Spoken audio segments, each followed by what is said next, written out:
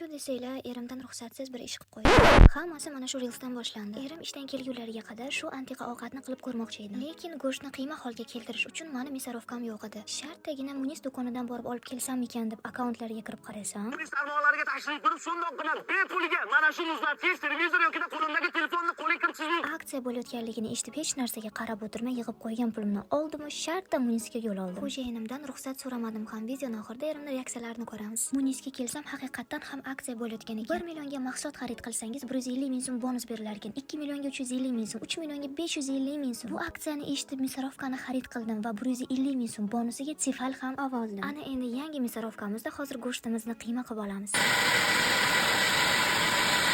Ko'rib turganlaringizdek, mesarovka o'z ishini a'lo darajada bajardi. Navbat xo'jayinimning reaksiyalariga.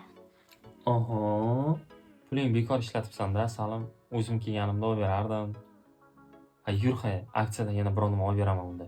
Qizlar ushmadilar, bor gapni eshitaman deb o'ylagandim. Aksiya haqida yanada batafsil storiesimda bilib olishingiz mumkin.